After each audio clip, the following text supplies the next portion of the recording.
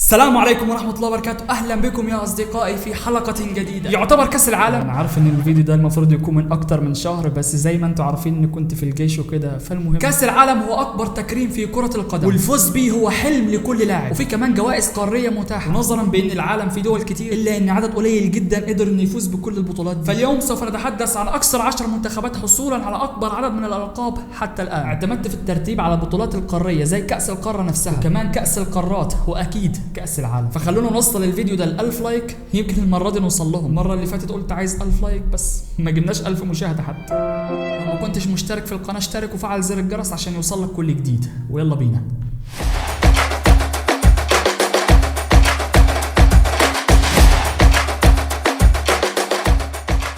في المركز العاشر منتخب الكاميرون ب5 ألقاب. الكاميرون حققت نجاح متواضع في المسابقات الدولية على الرغم من ظهورهم في كأس العالم أكتر من أي منتخب أفريقي آخر، إلا أنهم ما عدوش مرحلة المجموعات غير مرة واحدة بس. طبعا مش هننسى فوزهم الغالي على البرازيل بالهدف الرائع عن طريق فينيس أبو بكر، وأكيد مش هننسى الطرد اللي أخده لما خلع التيشيرت بعد ما جاب الهدف. الكاميرون حققت 5 ألقاب وكلهم كانوا في كأس الأمم الأفريقية. ذاقوا طعم النجاح لأول مرة في البطولة سنة 1984 لما فازوا 3-1 على نيجيريا، وآخر فوز ليهم كان سنة 2017 لما فازوا على مصر 2-1.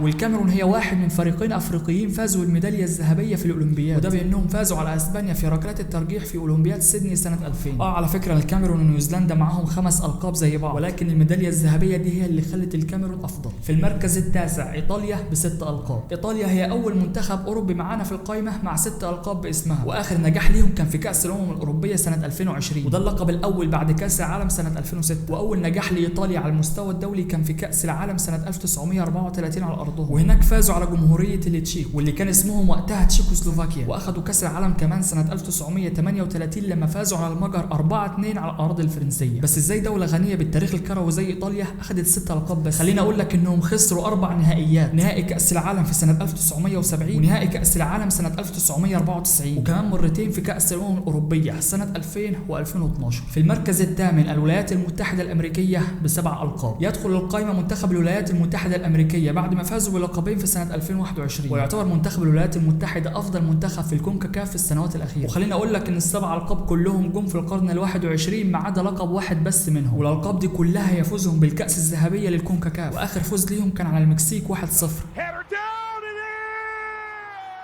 في المركز السابع منتخبنا الوطني المصري ب7 ألقاب. يحتفظ منتخبنا المصري بلقب أنجح منتخب أفريقي حتى الآن برصيد 7 ألقاب، وطبعا مش هننسى المنتخب المغربي الشقيق وما فعلوه في كأس العالم، ولكن كلامي على عدد الألقاب. وكل انتصارات المنتخب المصري كانت في كأس الأمم الأفريقية زي الكاميرون كده، ولكن للأسف لم يحالف الحظ كثيرا في الألقاب الدولية. تأهلنا لكأس العالم 3 مرات فقط حتى الآن، في مرة جبنا هدف من ضربة جزاء قعدنا مذلولين بيه سنين، وآخر ظهور لنا في كأس العالم كان سنة 2018 لما خسرنا من أوروجواي وروسيا، وخسرنا كمان من السعودية اللي كان مفروض إنه ماتش مضمون. بصرف النظر عن انتصارات مصر في كأس الأمم الأفريقية، إلا إننا حصلنا على ميداليتين ذهبيتين في دورة الألعاب الأفريقية، وده اللي مخلينا متفوقين على الولايات المتحدة الأمريكية. في المركز السادس فرنسا ب7 ألقاب. المنتخب الفرنسي عنده فريق متوازن جدا في الوقت الحالي، وأي نعم خسر في كأس العالم بس ما علينا، ولكن خليني اقول لك انه ما فازش باي لقب لغايه سنه 1984، وفي ذلك الوقت ظهر اسطوره من اساطير فرنسا الا وهو ميشيل بلاتيني، واللي ساعد المنتخب الفرنسي جدا بانه احرز 9 اهداف في 5 مباريات، او بمعنى اصح في بطوله واحده، فجاب اول لقب لفرنسا على ارضها وهي بطوله الامم الاوروبيه. والمنتخب الفرنسي فاز بنفس البطوله سنه 2000، وكمان فازوا بكاس العالم مرتين، مره في سنه 1998 على البرازيل، ومره في سنه 2018 على كرواتيا، وكمان فرنسا فازت مرتين بكاس القارات، مره في 2001 ومره في 2003،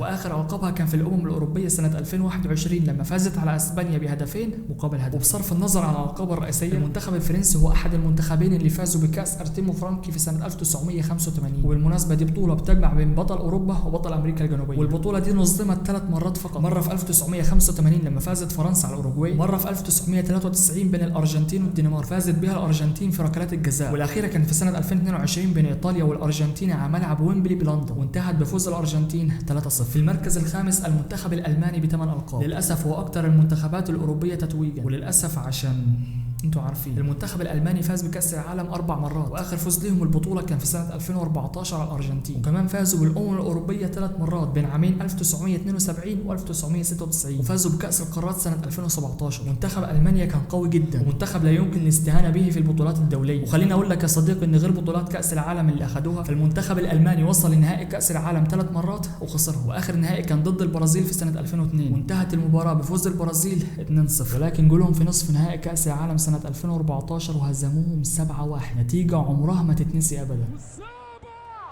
في المركز الرابع منتخب المكسيك ب 12 لقب. المنتخب المكسيكي هو انجح فريق في الكونكاكاف، عندهم حارس كده مش عارفين هو بيلعب في نادي ايه، بس من اول ما وعينا على كاس العالم واحنا مش بنشوفه غير في البطوله، بيتالق بطريقه مرعبه. بس الكلام ده مش مع ابو تريكه اللي سجل فيه هدف رائع قبل كده من ضربه حره.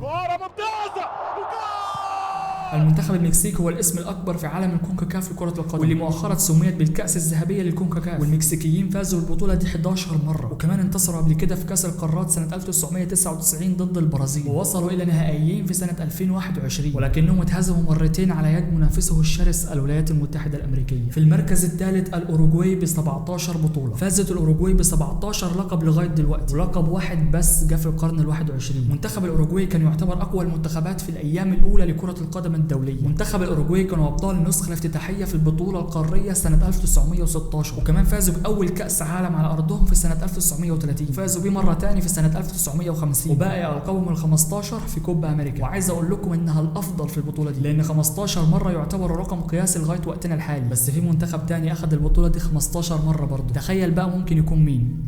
هنقوله بعد شويه. البطوله الوحيده اللي فازت بها الاوروغواي في القرن ال21 هي الكوبا امريكا، وفازت فيها 3-0 على باراغواي. في المركز الثاني البرازيل ب 18 بطوله، فازت البرازيل ب 18 لقب، ومن ضمنهم 5 كاس عالم. انتجت امريكا الجنوبيه بعض من افضل اللاعبين في كل العصور، وثقافتهم الكرويه ضمنت ان الفريق بيتميز بجوده لاعبين عاليه، وذاقوا طعم اول نجاح ليهم في كوبا امريكا سنه 1919 على ارضهم، وفازوا ببطوله كوبا امريكا 9 مرات، واخر انتصار ليهم كان في سنه 2019 على بيرو. فازت البرازيل باول كاس عالم ليهم سنه 1958 لما فازوا على السويد 5-2 في الفاينل، واخر كاس عالم ليهم كان سنه 2002 لما فازوا على المانيا 2-0.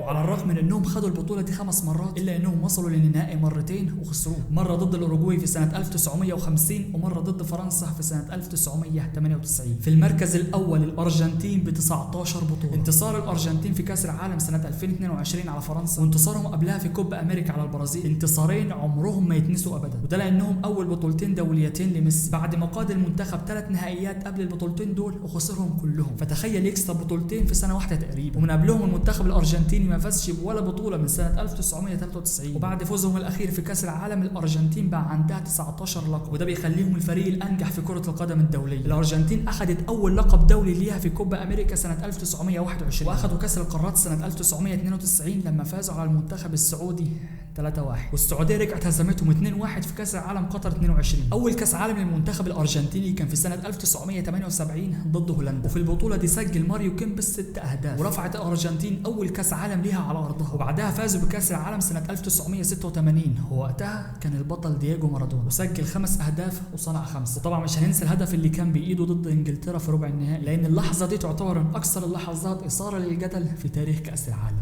وبس يا سيدي، وبكده يكون خلصنا الفيديو الجميل بتاعنا. ناس كتير اعترضت على تغيير المحتوى وحقهم طبعا، بس مش ممكن لما اعمل حاجه بحبها اكتر ابدع فيها اكتر. وشكرا لكل واحد دعمني على رايي، وشكرا لكل واحد اعترض وقال لي وجهه نظر، وشكرا ليك انك كملت الفيديو لغايه هنا، واتمنى الفيديو يكون عجبكم. شاركوني في التعليقات وقولوا لي اقتراحات للفيديوهات الجايه، ولو حابين اعمل افضل 10 نوادي في العالم اكتبوا لي برضه في التعليقات، واعمل لايك للفيديو واشترك في القناه لو ما كنتش مشترك، وفعل زر الجرس عشان يوصل لك كل جديد، وصلي على الحبيب قلبك يطيب، والى لقاء قريب. Bring it right back to the ends and I'm back on the transplay, sold out shows out back for you.